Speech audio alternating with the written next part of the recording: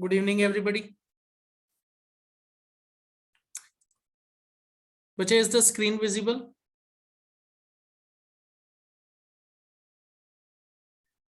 All right. Okay. Chalo. So, bache, previous class we had done Mendel's monohybrid crosses. Good evening, everybody. Good evening to everyone. Mendel's monohybrid cross हमने किए थे. And bache, based on Mendel's monohybrid cross, we had done law of segregation and law of dominance. Okay.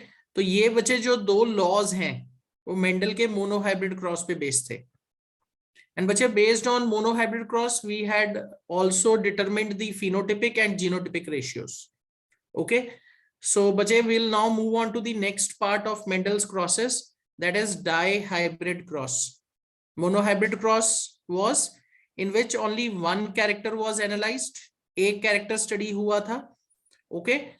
When you talk about dihybrid cross, Mendel ने जब एक बार monohybrid crosses को analyse कर लिया, he moved on to dihybrid crosses.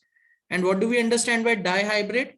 Dihybrid means analysing two crosses together, analysing two characters together in a single cross. दो characters को analyse करना डाइहाइब्रिड क्रॉस में आएगा. So first we will quickly write down what is a dihybrid cross and then will move to how he conducted this. So बच्चे, dihybrid cross is in this cross,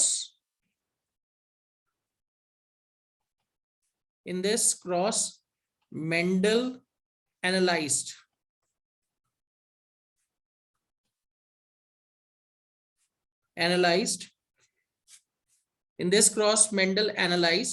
transmission of two characters. Analyzed transmission of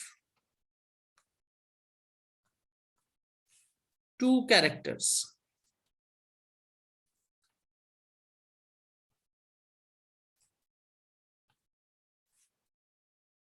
simultaneously, at a time. Okay. In this cross, Mendel analyzed transmission of two characters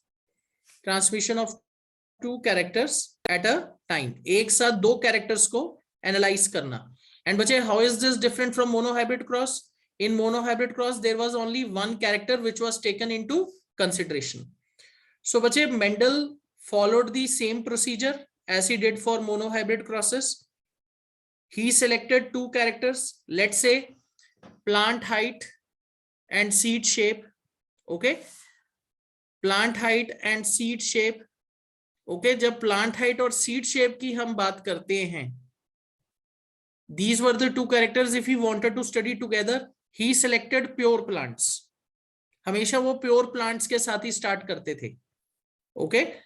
So when you talk about characters, okay, Simran, what do we understand by character or a trait? बच्चे, trait is contrasting feature of a character. जैसे मैं कह रहा हूं plant height. What will you call plant height? Will you call plant height character or a trait? Plant height is character. What is the trait? Trait is contrasting feature, whether plant is tall or short. तो बच्चे, जब वो दो characters को एक साथ analyse करते थे, उसको हम क्या कहेंगे? Dihybrid cross. अब बच्चे, कैरेक्टर के तो ट्रेट कंट्रास्टिंग होंगे ही ना. Alright. So two characters, it can be seed shape, flower colour together and so on. तो बच्चे, let's take an example. We have to start with a dihybrid cross. So I will pick up an example similar to one which is given in the NCERT book. जो आपकी NCERT की book में example दिया है, उसी से similar मैं एक एग्जांपल करूंगा.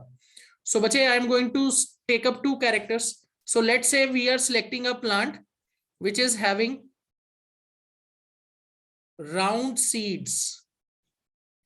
A plant having round seeds, and these seeds are of yellow color. Round seeds of yellow color. This is the first parent. This parent is having round seeds with yellow color. Okay. Second, जो हम cross करेंगे इसी character के दूसरे traits, wrinkled seeds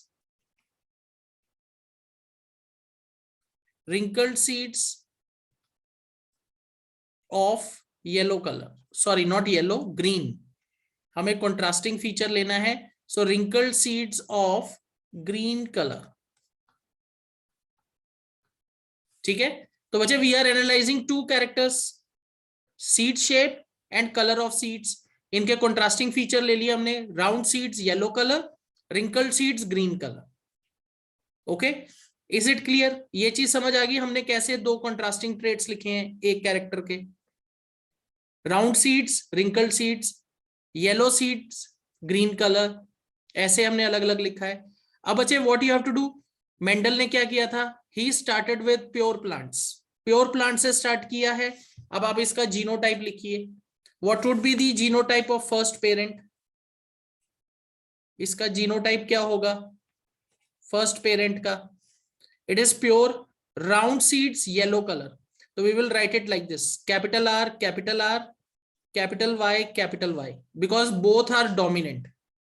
capital R, capital R, capital Y, capital Y. बच्चे इसमें students क्या गलती करते हैं, वो ऐसे लिख देते हैं आर वाई आर वाई. बच्चे दिस इज रॉन्ग, ऐसे नहीं लिखना. Keep traits factors together, trait के फैक्टर्स एक साथ रखनी है. तो राउंड सीड्स का क्या लिखेंगे, capital R, capital R. Yellow का क्या लिखेंगे, कैपिटल वाई, कैपिटल वाई. अब बच्चे रिंकल्ड सीड्स है, रिंकल्ड सीड्स राउंड सीड्स से क्या है, रिसेसिव में है. So you'll be writing small are, small are, small Y, small Y. ठीक है बच्चे, is this clear?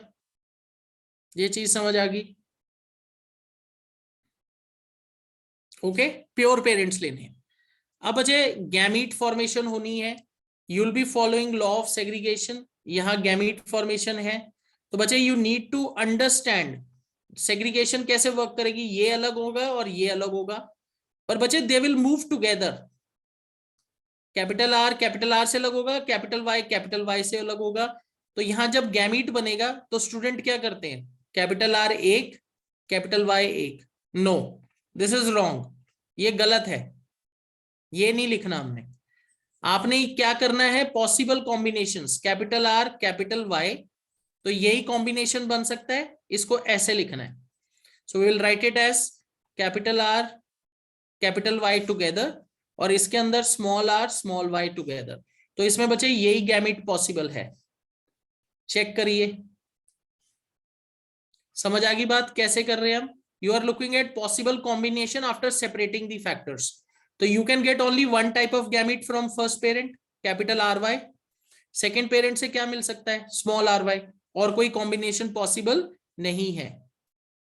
Is this clear? ये चीज समझ आ गई? All right, very good. चलो अब बच्चे what is going to happen, they are going to fuse together, fertilization होगी. सो बच्चे F1 जनरेशन जो बनेगी, your F1 generation after fertilization, what you will be getting, आप इनको कंबाइन करके लिखेंगे.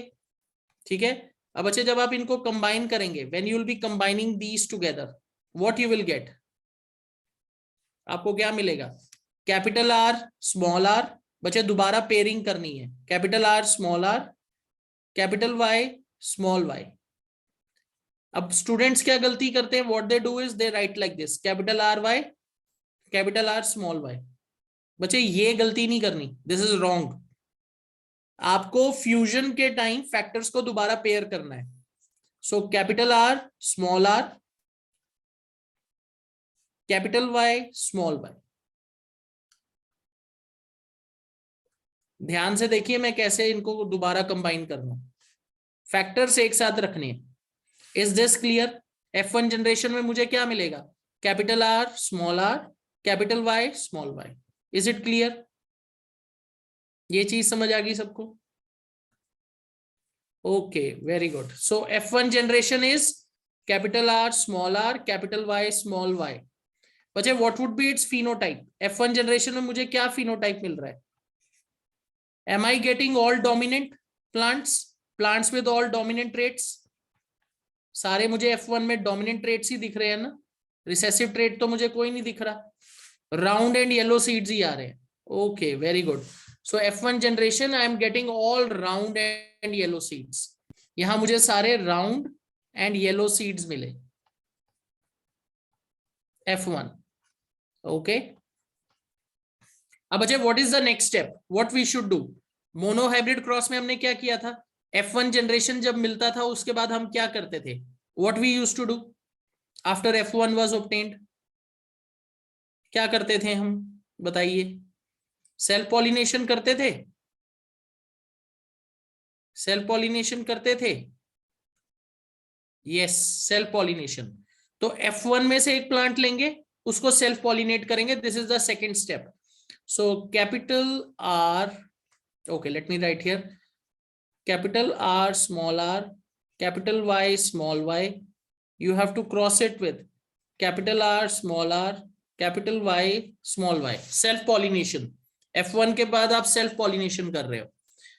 अब बचे यहां थोड़ी सिचुएशन ट्रिकी है, गैमीट फॉर्मेशन के टाइम ध्यान रखना है। अब you have to split all the factors and make all the possible combinations। तो how I will write gametes, ध्यान से देखिएगा। अगर आप डायब्रिड क्रॉस सही तरीके से करना चाहते हो तो गैमीट सही बनाने हैं, गैमीट का कॉम्बिनेशन सही होना चाहिए, और मैक्सिमम गलती यही होती है। Capital R capital Y, this is my first combination. What is my second possible combination, capital R small y, this is my second possible combination, because there will be segregation and you have to look at possible combinations। Third combination will be with small r capital Y, and fourth combination will be small r small y। So these are the four possible gametes with their combinations। एक बार ध्यान से check करिए, you have to look at all possible combinations after segregating the factors। Capital R small r से अलग होगा बच्चे, capital Y small Y से अलग होगा, then capital R is going to combine with capital Y, capital R is then going to combine with small y, ये combination भी possible है, small are capital Y, small are small y. और बच्चे दूसरे वाले से भी यही गैमीट बनने वाले हैं, the same gametes you will be getting. Is this clear, ध्यान से देखिए। गैमिट बनाने में गड़बड़ नहीं करनी, अगर डायब्रिड क्रॉस में हमने गैमिट बनाते वक्त गड़बड़ कर दी तो सब गड़बड़ हो गया। कॉम्बिनेशंस पॉसिबल देखने, ऑलराइट। अब बच्चे you have 4 different types of gametes, आपके पास 4 डिफरेंट टाइप्स के गैमिट हैं, तो इसका मतलब बॉक्स भी बड़ा चाहिए। I am just going to pick up this box, okay. Alright, I will just go on to the next page, next page पे साफ लिखा जाएगा। Alright, I will just place it here. This is my box, 4 into 4 16, क्योंकि 4 type के gametes हैं, मुझे चारों को फ्यूज करके दूसरे के साथ देखना है। Capital R Y, capital R small Y, small are capital Y, small are small y. All right, so I have to look at all the possible combinations. Can I place it here, just a moment, let me just see if I can place it here. आ जाएगा, it will be, yes, okay, all right, आ गया है। तो gamete यहां दिखेंगे आपको clear. चलो डन, अब लिखते हैं गैमीट। बच्चे जो हमने गैमीट बनाए हैं उनके सीक्वेंस में गड़बड़ नहीं करनी, ये जो गैमीट बने हैं वही सेम दूसरे से भी बनेंगे। So now I am writing the gametes in proper sequence. Capital R Y, capital R small Y, small are capital Y, small are small y. Sequence अगर आप सीक्वेंस अगर अच्छी तरह लिखोगे तो कोई गड़बड़ नहीं होगी, सीक्वेंस करेक्ट होना चाहिए। Small are capital Y, okay, I will just rub this off, इसमें कंफ्यूजन हो रही है ऊपर से। Small are capital Y, small are small y. तो बच्चे ये इससे पॉसिबल गैमीट्स हैं, इसके भी यही पॉसिबल है, सीक्वेंस वही सेम रखिए। Capital R capital Y, dominant वाले पहले, फिर एक डोमिनेंट एक रिसेसिव, फिर दूसरा रिसेसिव, सेकेंड डोमिनेंट, दोनों रिसेसिव। सीक्वेंस सेम रखिए, एनालिसिस करने में आसानी होगी। सीक्वेंस देखिए, इज इट करेक्ट, यहां तक समझ आ गया सबको? Why we are using a bigger box, क्योंकि बच्चे 4 टाइप के गैमिट्स हैं, you will get different combinations, तो हमें बड़ा बॉक्स यूज करना पड़ रहा है। अब बच्चे क्या करेंगे, ध्यान से देखिए, this one with this one, इन दोनों को कंबाइन करना है, pairing, capital R capital R, capital Y capital Y, capital R capital R. अब इसका इसके साथ combination, capital R capital R, capital Y small y. बच्चे इस तरीके से कॉम्बिनेशन लिखते जाइए, सब बच्चे खुद भी लिख के देखेंगे, you have to write it yourself also, तभी समझ आएगा। राइट इट डाउन कि क्या कॉम्बिनेशन बन रहा है। Then capital capital Y small Y, capital R small y. All right, write it yourself, खुद लिख के देखिए। Okay, y and small y, then I have capital R small y small y. Okay, capital R small r, capital R small r y small y. Okay, small r y y small r. Okay, y small. All right.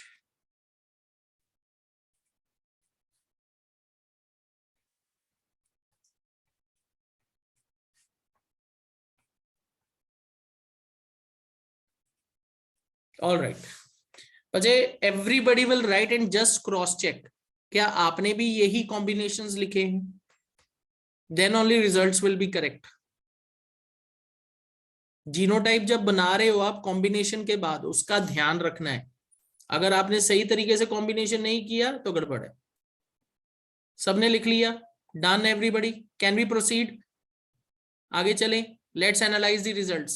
Results analyse करके देखते हैं क्या हो रहा है अब। All right, let's see. तो बच्चे सबसे पहले let's write the phenotypic ratio. I will be writing phenotypic ratio. This is what is supposed to be done by you in class 10th। Genotypic ratio पे जोर नहीं है, you have to write the phenotypic ratio. तो बच्चे phenotypic ratio में सबसे पहले dominant ज्यादा आएंगे, तो I want to pick up round and yellow seeds, round and yellow. अब बच्चे for round and yellow you need one capital R and one capital Y. तो देखो कितना इजी है, this is round and yellow, this is round and yellow, ये भी round and yellow है, ये भी राउंड एंड येलो है। और इंटरेस्टिंग बात ये है, ये सीक्वेंस इधर भी है, ये देखो दिस वन। और कहां आपको राउंड एंड येलो दिख रहा है, चेक करिए, where else? Okay, round and yellow एक ये है, दिस वन, और एक round and yellow this one. All right, अब जरा इसको काउंट करके देखिए, how many, 1 2 3 4 5 6 7 8 9। So round and yellow seeds कितने हैं? 9। वेरी गुड, इतने ही है, सबके इतने ही आने चाहिए। Round and yellow are 9। All right, अब नेक्स्ट कॉम्बिनेशन देखते हैं, राउंड ग्रीन। राउंड ग्रीन कितने हैं, चेक करिए, round and green. I'll just change the color. Okay, I'll pick this one. Round and green. बच्चे you need one capital R और दोनों छोटे y होने चाहिए। तो एक तो बच्चे ये है राउंड एंड ग्रीन, एक ये है राउंड एंड ग्रीन, एक ये है this one round and green. So how many round and green? 1 2 3। और कहीं तो नहीं है राउंड एंड ग्रीन? एक कैपिटल आर चाहिए, वो जस्ट यस करेक्ट, एक कैपिटल आर चाहिए और दोनों स्मॉल वाई चाहिए ग्रीन के लिए। So this one round and green. कितने हैं मेरे पास? 3। राउंड एंड ग्रीन मेरे पास बच्चे हो गए 3। अब बच्चे राउंड वाला खत्म, अब हम पिक करेंगे रिंकल्ड येलो, एक रिसेसिव एक dominant. Wrinkled yellow, wrinkled yellow के लिए बच्चे दोनों स्मॉल आर और एटलीस्ट वन कैपिटल वाई। तो बच्चे यहां रिंकल्ड येलो में मैं पिक कर रहा हूं, I will pick orange colour. All right, ये रहा wrinkled yellow, wrinkled yellow, wrinkled yellow. Check करिए how many, 3, wrinkled yellow are 3। और बचे लास्ट देखो क्या बचा है, रिंकल्ड ग्रीन। इसको सबसे कॉर्नर में पुश कर दिया है, रिसेसिव सबसे कॉर्नर में है, रिंकल्ड ग्रीन।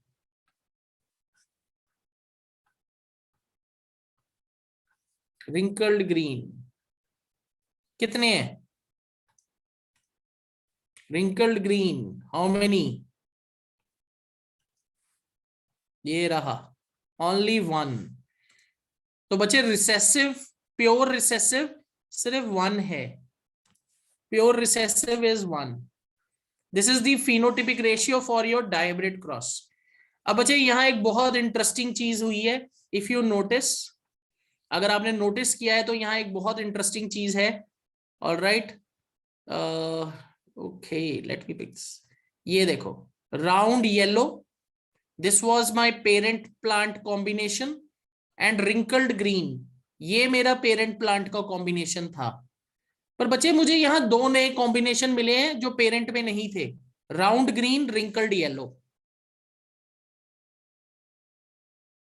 यस, ध्यान से देखो, round and yellow, I got round and yellow plants मिले, और रिंकल्ड ग्रीन भी मिला। ओके, यस सिमरन एग्रीड, प्योर डोमिनेंट भी एक है, पर रिसेसिव दोनों प्योर एक ही है। मेरा मतलब था कि फिनोटिपिक, फिनोटिपिक मुझे सिर्फ एक ही दिख रहा है। I am not talking about genotype, I am talking about phenotype, कि रिसेसिव कंडीशन फिनोटाइप दोनों ही एक ही है। Alright, so round and yellow combination parent में था, रिंकल्ड एंड ग्रीन भी पेरेंट में कॉम्बिनेशन था। पर बच्चे मुझे 2 ऐसे कॉम्बिनेशन मिले हैं जो पेरेंट में नहीं थे, राउंड ग्रीन, रिंकल्ड येलो। क्या ये कॉम्बिनेशन पेरेंट में था बच्चे? ये तो कॉम्बिनेशन था ही नहीं, ये क्या हो गया? ये कॉम्बिनेशन तो हमने शुरू किया ही नहीं था। Look at the parents, parents का कॉम्बिनेशन देखिए, round seeds yellow colour, wrinkled seeds green colour. F1 में तो मुझे सब कुछ सही मिला, पर जब मैं F2 में गया तो मुझे ऐसा कॉम्बिनेशन मिला है जो पेरेंट्स में था ही नहीं, round with green, wrinkled with yellow. है ना इंटरेस्टिंग चीज? Is this a interesting observation? Yes, मुझे ऐसे कॉम्बिनेशन भी मिले हैं जो पेरेंट में नहीं थे। और बच्चे ये जो 2 कॉम्बिनेशन मिले इनको हम क्या बोलते हैं? These are called non parental combination. 3 and 3 non parental combination है जो पेरेंट्स में था ही नहीं। एंड बच्चे based on this observation Mendel gave his third law. Dihybrid cross पे बेस्ड उन्होंने अपना लॉ दिया, जो उन्होंने थर्ड लॉ दिया था, that was law of independent assortment. Law of independent assortment. अब बच्चे लॉ ऑफ इंडिपेंडेंट असॉर्टमेंट क्या बोलता है? What does law of independent assortment say? Characters जो हैं वो इंडिपेंडेंटली ट्रांसमिट होते हैं। Characters are transmitted independently, they are not linked with each other. जैसे बच्चे अगर आपके पेरेंट में कॉम्बिनेशन था राउंड एंड येलो और दूसरे पेरेंट में कॉम्बिनेशन था रिंकल्ड ग्रीन, ऐसा तो नहीं हुआ ना कि राउंड वाला जो सीड होगा वो हमेशा येलो ही होगा। हमें देखो क्या कॉम्बिनेशन मिला है, राउंड विद रिंकल्ड मिल गया F2 में, और रिंकल्ड ग्रीन के साथ स्टार्ट किया था पर मुझे रिंकल्ड येलो भी मिल गया। So what does this say? Characters are not linked with each other, and this is what Mendel observed, और उन्होंने अपना थर्ड लॉ ये बनाया, law of independent assortment. This is based on this observation, round green, wrinkled yellow. So the third law is law of independent assortment.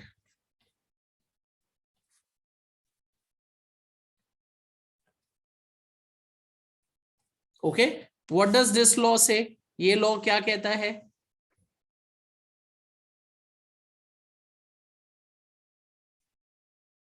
या आप ऐसे कह सकते हो, when सिंपल लिखते हैं, during gamete formation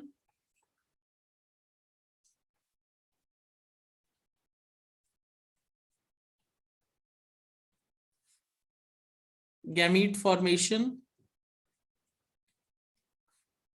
characters are transmitted. Characters are transmitted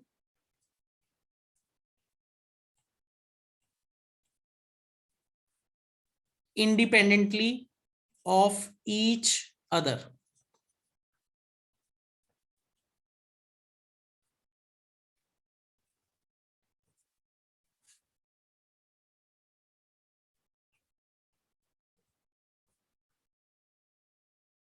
या simple words में कहूं, the characters are not linked. The characters are not linked. Okay, this is what is independent assortment. जब कैरेक्टर्स बचे transmit होंगे gamete formation के time, तो characters एक दूसरे से इंडिपेंडेंटली ट्रांसमिट होते हैं. ये नहीं कि राउंड सीड हमेशा येलो होगा या राउंड सीड हमेशा ग्रीन होगा. You can get other combination as well. Round yellow भी मिल सकता है, राउंड ग्रीन भी मिल सकता है, रिंकल्ड येलो भी मिल सकता है, रिंकल्ड ग्रीन भी मिल सकता है. कैरेक्टर्स एक दूसरे के साथ लिंक नहीं होते. This is what is law of independent assortment. Is this clear? सबको समझ आ गया? ये डायहाइब्रिड क्रॉस में बच्चे ये जो हमने रेशियो लिखी है ना, 9:3:3:1, दिस इज फिनोटिपिक रेशियो. ये डायहाइब्रिड क्रॉस की फिनोटिपिक रेशियो है एंड दिस इज फिक्स्ड. अगर आप प्योर प्लांट्स के साथ स्टार्ट कर रहे हो, दिस रेशियो इज फिक्स्ड. ये रेशियो फिक्स रहेगी. This is fixed, it is not going to change. Alright, 9:3:3:1. पर हाँ, अगर बच्चे आप कोई और कॉम्बिनेशन के साथ स्टार्ट करोगे तो दिस रेशियो कैन वेरी. पर अगर प्योर पेरेंट्स के साथ स्टार्ट कर रहे हो तो ये रेशियो वेरी नहीं करती. ओके, सो हमें you are suppose to understand कि जो हमें एनसीईआरटी की बुक में 9:3:3:1 दिया हुआ है, that is based on pure parent plants. अगर हम जीनोटाइप को थोड़ा बहुत आगे पीछे करेंगे तो you can very the ratio. Alright, I just give you a very simple example. इसको समझ के देखिए. लेट्स से आपके पास ये कंडीशन है, capital R small are, capital Y small Y, crossed with small are small are, small Y small Y. Okay, अब बच्चे what do you expect, इधर कैसे गैमेट्स बनेंगे? जीनोटाइप मैंने अलग ले लिया, डायब्रिड क्रॉस ही है पर प्योर पेरेंट्स नहीं है, they are not pure. What do you expect, इधर कैसे गैमेट्स बनेंगे? यहां 4 टाइप के गैमेट्स बनेंगे, कैपिटल आर, कैपिटल वाई, ठीक है, capital R, capital Y, capital R small Y, small are capital Y and small are small Y.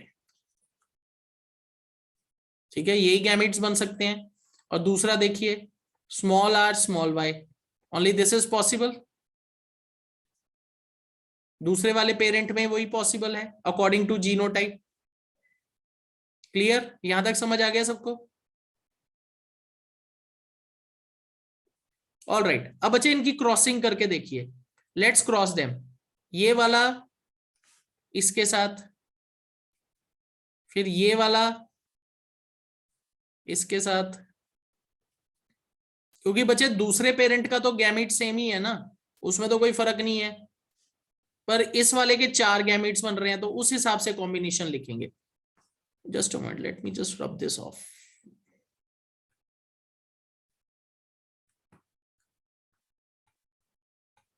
थोड़ा सा इधर कर लेते हैं.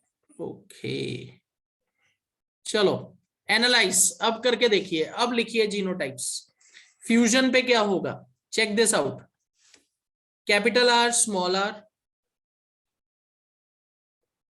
Capital Y small Y, capital R small R, small y small y. Third one is small r, capital Y small y. And बच्चे fourth one is small r, small y small y. है ना interesting result? Check this out. All right, very good. Okay, so what you can see is, आप क्या देख सकते हो, what you can see here is that you are getting all the 4 possible phenotypes, पर बचे 25% है सारे। आपको राउंड येलो भी मिल रहा है, राउंड ग्रीन भी मिल रहा है, रिंकल्ड येलो भी मिल रहा है, रिंकल्ड ग्रीन भी मिल रहा है ना बच्चे? देखिए ध्यान से, you are getting all the 4 possible combinations, है ना interesting result?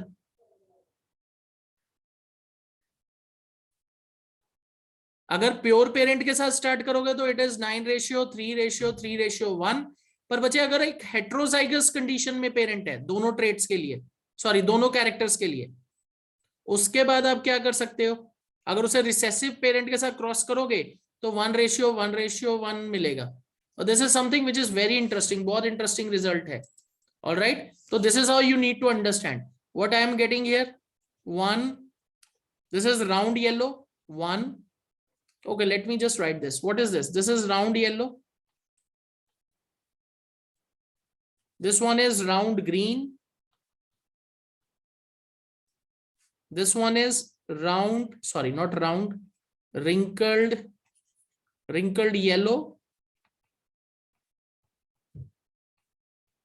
And what about the last one? Last kya hai? It is wrinkled green. So they are all 1:1:1:1:1. I hope this is clear to everybody. सबको समझ आ गया? ये cross मैंने तुम्हें confuse करने के लिए नहीं दिया है, it is just to understand कि मेरा जो 9 वाला जो सिस्टम है वो प्योर पेरेंट्स के साथ चलता है। अगर मेरा हेट्रोजाइगस कंडीशन है या जीनोटाइप कुछ अलग है तो रिजल्ट अलग भी आ सकता है। And class 10th you are not expected to write genotypic ratio for dihybrid cross. Okay, that is something जो आपके सिलेबस में नहीं है, that is beyond. Okay Alok, for this question जो मैंने अब किया है बच्चे, इसके लिए पनेट स्क्वायर बनाने की जरूरत ही नहीं है ना, क्योंकि एक साइड तो सिर्फ एक ही गैमीट है। अगर एक से ज्यादा गैमीट होते दोनों साइड फिर पनेट स्क्वायर बनाते, यहां तो जरूरत ही नहीं पड़ी मुझे। If you want you can make one, उसमें क्या है, एक इधर लाइन बना के 4 लिखो और एक सिंगल, वही बात है। तो बस ऐसे लाइन खींच के मैंने कंबाइन करके दिखा दिया। This is all the way, this is also the way you can show the combinations. बच्चे पनेट स्क्वायर हम तब यूज करते हैं जब दोनों साइड एक से ज्यादा गैमीट है, जैसे 2-2, 4-4, 4-3, फिर कॉम्बिनेशन देखने में इजी पड़ता है ना। यहाँ तो एक सिंगल गैमीट है और उधर 4 गैमीट है, तो बस सिंगल उन्हें लाइन खींच के कंबाइन कर दिया मैंने। ऐसे भी कर सकते हैं, क्योंकि गैमीट्स कम थे ना, एक साइड पे सिर्फ एक गैमीट है, तो मुझे तो बस उन चारों को इसके साथ कंबाइन करके देखना था। तुम्हें ये मेथड कंफ्यूजिंग लगा? पनेट स्क्वायर बना लो। पनेट स्क्वायर में क्या होगा, पनेट स्क्वायर तो नहीं बनेगा, रेक्टेंगल बन जाएगा। हाँ, पर बच्चे you cannot do this for 4x4 16, जहां 4 गैमीट उधर और 4 गैमीट उधर, उधर ये तरीका मत यूज करना, फिर तो गड़बड़ हो जाएगी बहुत।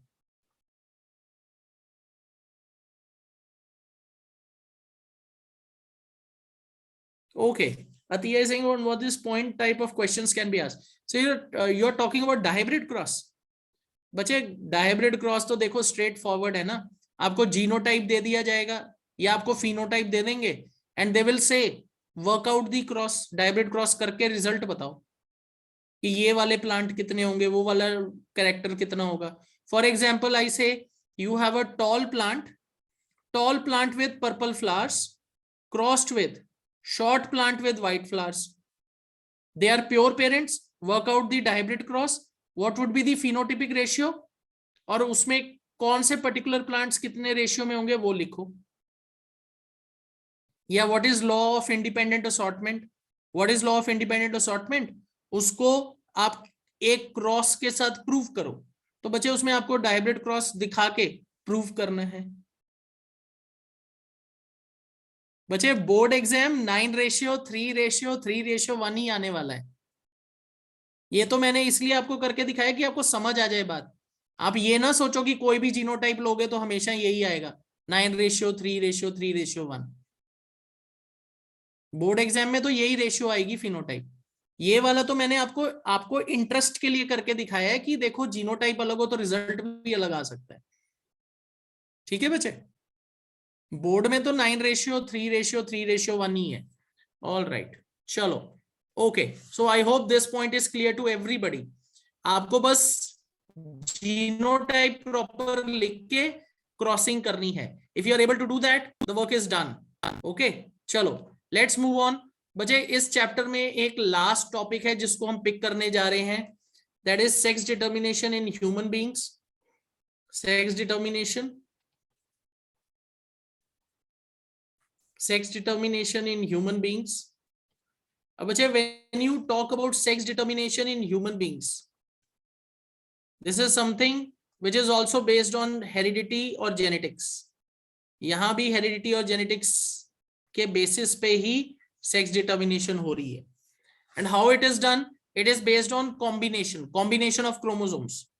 So बच्चे when you talk about sex determination in human beings are unisexual. We have separate male and female individuals.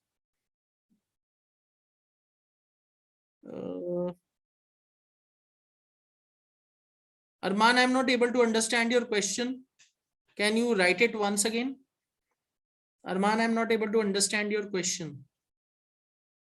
Write this once again. Try to rephrase your question. मुझे question नहीं समझ आया।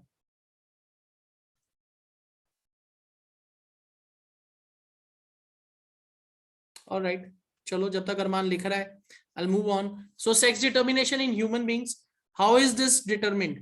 बच्चे human beings are unisexual, male and female individuals. Question ये arise करता है बच्चे जब गैमीट फॉर्मेशन के बाद फर्टिलाइजेशन होती है।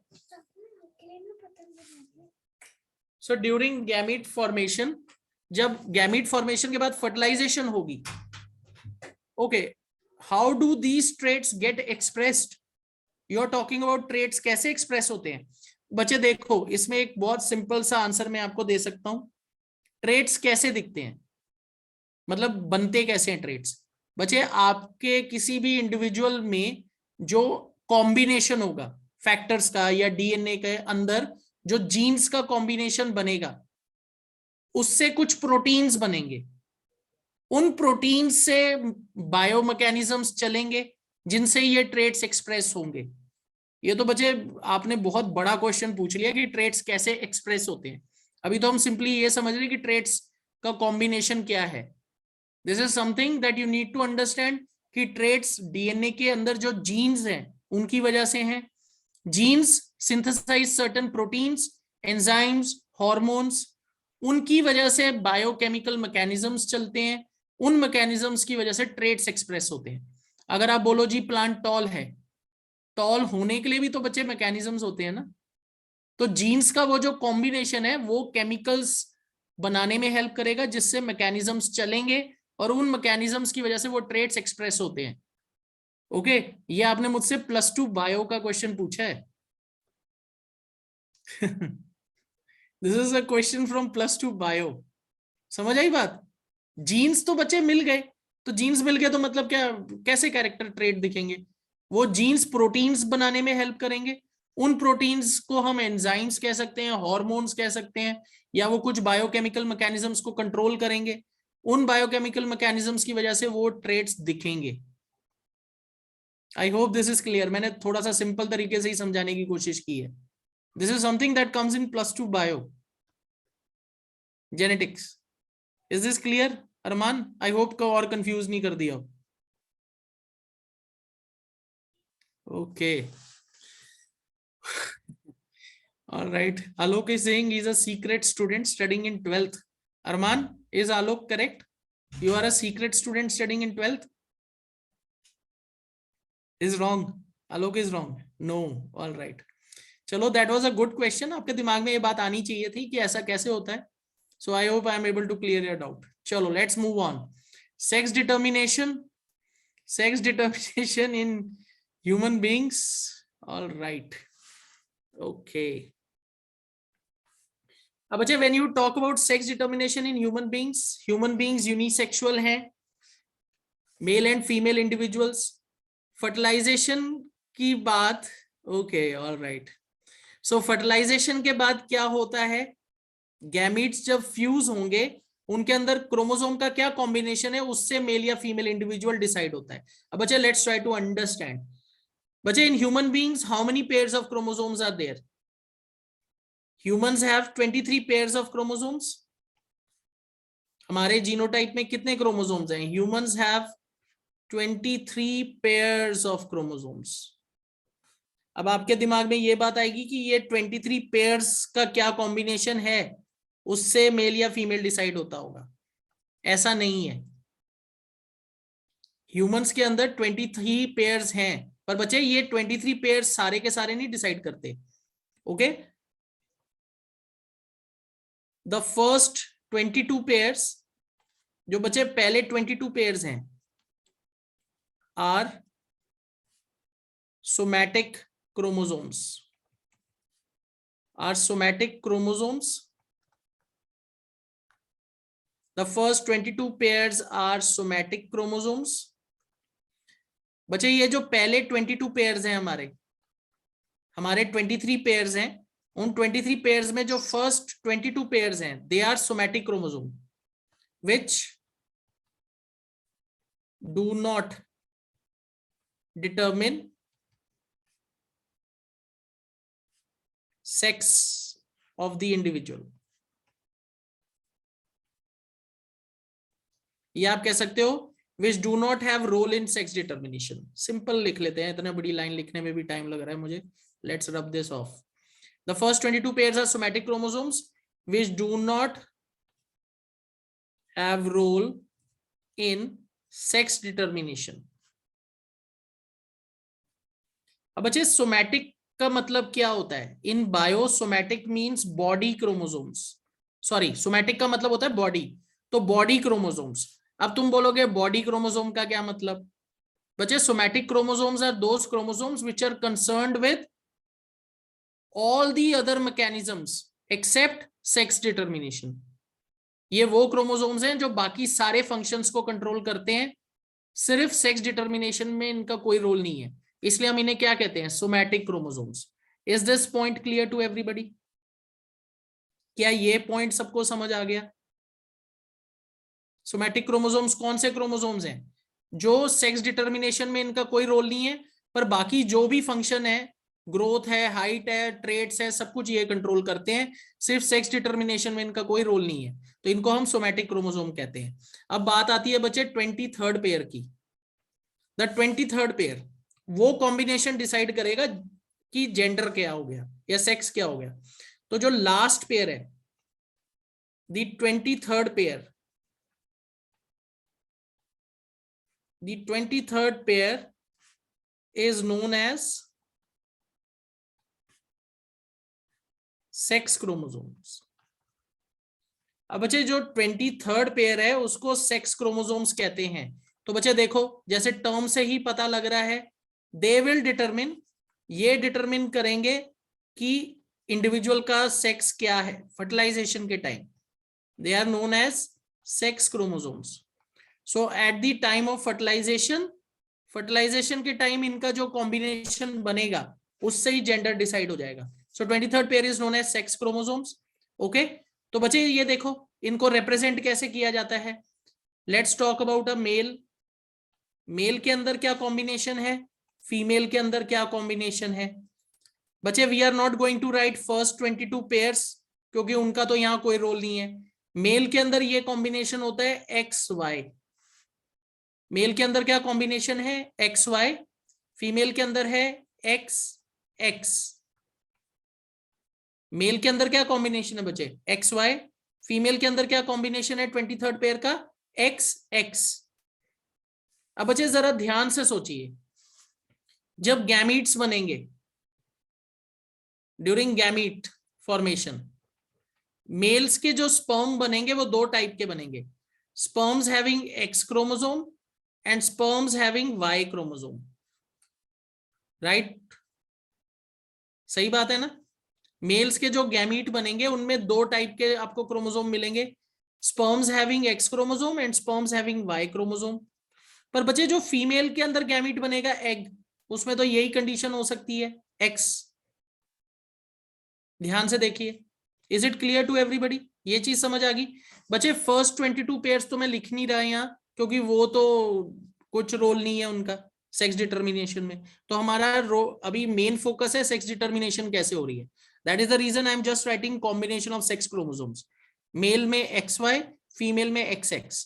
सो when gametes are formed, males are forming two types of gametes, sperms having X chromosome and sperms having Y chromosomes। पर फीमेल में तो एग बन रहा है, एक ही बन रहा है, और उसमें क्योंकि सेग्रीगेशन होके एक ही टाइप का एग बन सकता है एक्स क्रोमोसोम के साथ। Is this clear? ये चीज समझ आ गई सबको? बताइए।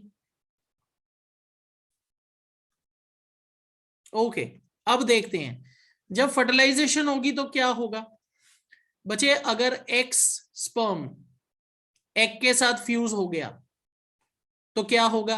अगर वाई स्पर्म फ्यूज हुआ एक्स के साथ तो क्या होगा? Okay, let's try to understand. अब खुद कंबाइन करके देखिए क्या होगा। If X sperm combines with egg, combination would be X X। पर अगर Y sperm फ्यूज हो गया तो combination would be X Y। तो बच्चे अगर आपसे ये पूछा जाता है during fertilization what is the probability of a male child और अ फीमेल चाइल्ड, तो आप उसका क्या आंसर देंगे? What is the probability? 1:1, 50-50। Okay, तो बच्चे इट विल डिपेंड कि कौन सा स्पर्म आके फ्यूज कर रहा है एग के साथ। एक्स वाला स्पर्म फ्यूज कर रहा है कि वाई वाला फ्यूज कर रहा है। Okay, so chances 50-50।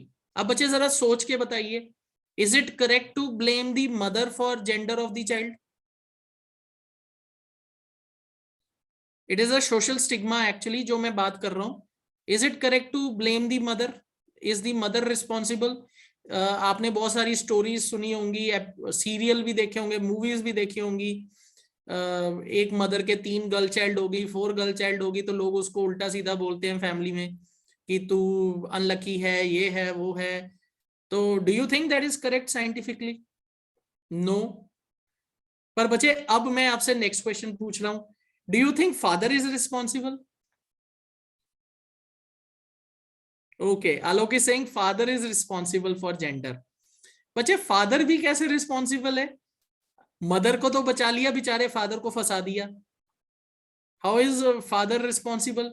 बच्चे फादर कैसे कंट्रोल कर सकता है कौन सा स्पर्म जाके फ्यूज होगा? ये तो रैंडम प्रोसेस है। Ayan, you are absolutely right, this is a random process, both can not control. अब बच्चे फादर थोड़ी बोलेगा कि जो एक्स वाला स्पर्म है वही जाके फ्यूज हो या वाई वाला स्पर्म ही जाके फ्यूज होगा। फादर के अंदर बायोलॉजिकल प्रोसेस है, दोनों टाइप के स्पर्म्स प्रोड्यूस हो रहे हैं मेल के अंदर। तो which sperm is going to fertilise that can not be controlled even by male. Probability है 50-50, इसके लिए कोई रिस्पॉन्सिबल नहीं है। ऑलराइट, यू अब मदर से हट के फादर पे थोड़ी आ जाना है, फादर भी थोड़ी कंट्रोल कर सकते हैं। Yes, father is producing 2 types of sperms, पर बच्चे 50-50% चांस है, it can be a male child, it can be a female child. But yes, it is wrong to label the mother कि mother is responsible. No, I hope this is clear to everybody. सबको समझ आई बात?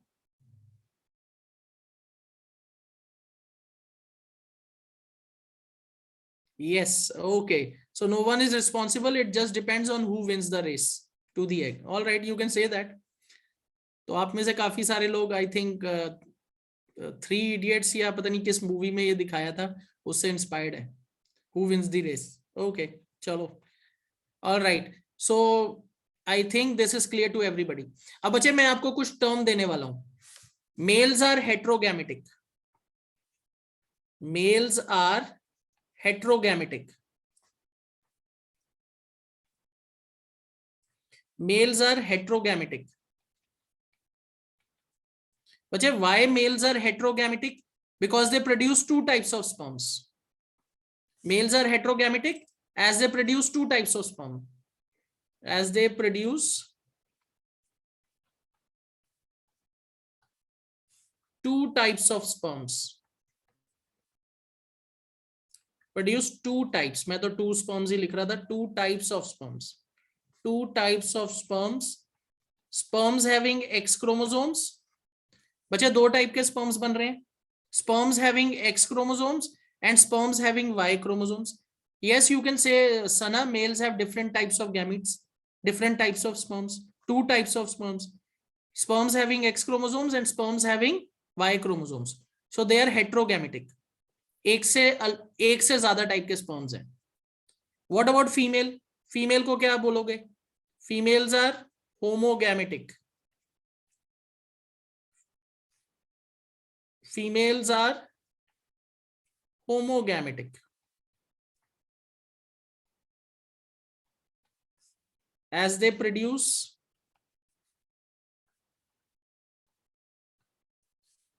egg with only X chromosome. ठीक है? Is this clear? ये term समझ आ गई सबको? Males are heterogametic. क्यों heterogametic है? वो दो टाइप के sperms प्रोड्यूस करते हैं. Sperms having X chromosomes, sperms having Y chromosomes. Females are homogametic. Why? Because they produce egg only with X chromosome. उनके अंदर तो कॉम्बिनेशन ही वो है. ठीक है?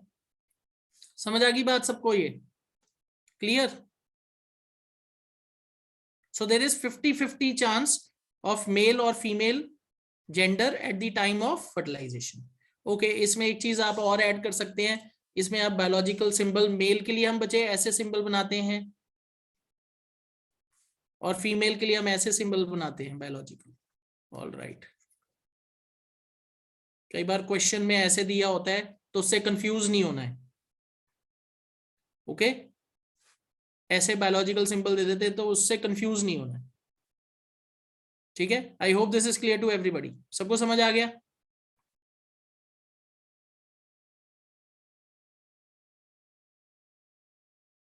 Okay, all right. Alok, X and Y of male, X and X of female. Yes बच्चे, देखो आपको ये बात समझनी है. Alok, how many eggs during the menstrual cycle? Female कितने एग्स बनाती है मेंस्ट्रुअल साइकिल के टाइम? Only one. और बच्चे गैमीट मियोसिस से बनेगा, जो हम सेग्रीगेशन जिसको कह रहे हैं मेंडल में, तो मियोसिस से बनना है. तो बच्चे एक्स और एक्स तो वैसे ही सेपरेट हो गए ना, एक्स ही रहेगा. पर बच्चे मेल्स के अंदर बहुत सारे स्पर्म्स बन रहे हैं. मेल्स के अंदर बहुत सारे स्पर्म्स बनते हैं.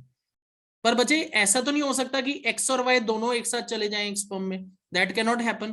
तो मेल्स दो टाइप के स्पर्म्स प्रोड्यूस करेंगे, X sperms and Y sperms. पर फीमेल के अंदर एक ही टाइप का एग है जिसमें एक्स क्रोमोसोम. वैसे भी सेग्रीगेशन तो होनी है ना, दोनों एक्स तो एक साथ जा ही नहीं पाएंगे. मियोसिस हो रही है. इज दिस क्लियर आलोक?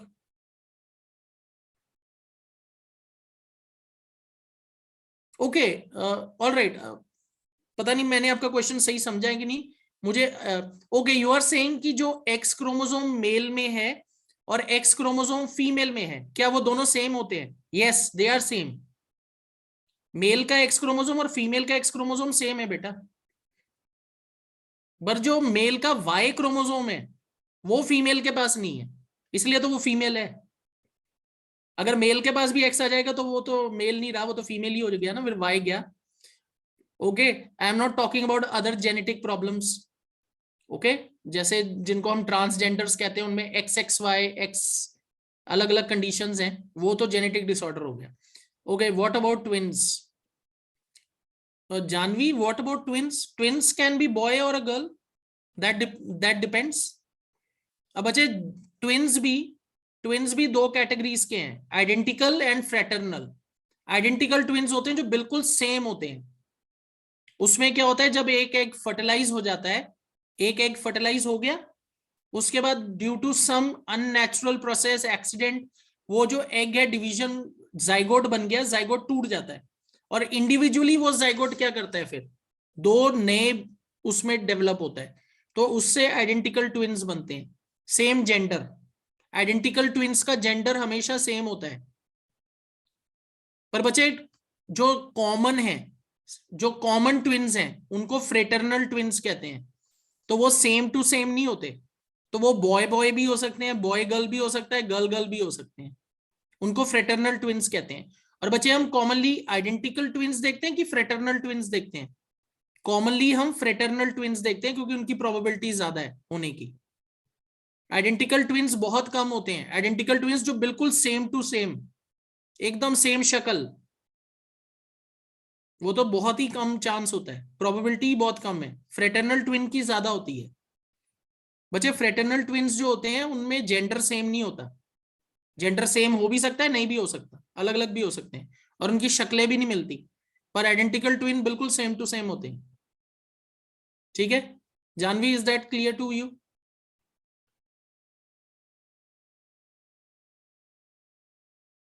चलो, ऑल राइट, ओके। सो बच्चे we have reach to the end of the chapter. यहाँ हमारा हेरिडिटी एंड एवोल्यूशन का जो पार्ट है वो क्लियर हो गया है। We are through with it. Okay, this was the last part that I had to teach you, and this is the syllabus. ये हमारा सिलेबस है, alright, for heredity and evolution. So I hope this is clear to everybody. ठीक है, तो बच्चे I will be ending the session here, alright. So we have done reproduction, we are through dihybrid crosses and D.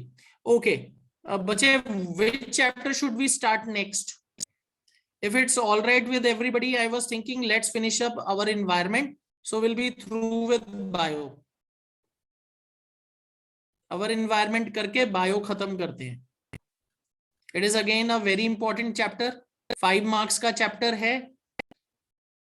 ठीक है, 5 marks का chapter है। Let's pick up our environment and let's finish it off. तो I think next जो हमारा week आएगा, 3 days will be able to finish that off. And I am also going to plan a special class for you, reproduction revision. So that will be a longer class. I have to plan it on a Sunday. Okay, let me see when I'm be getting that time.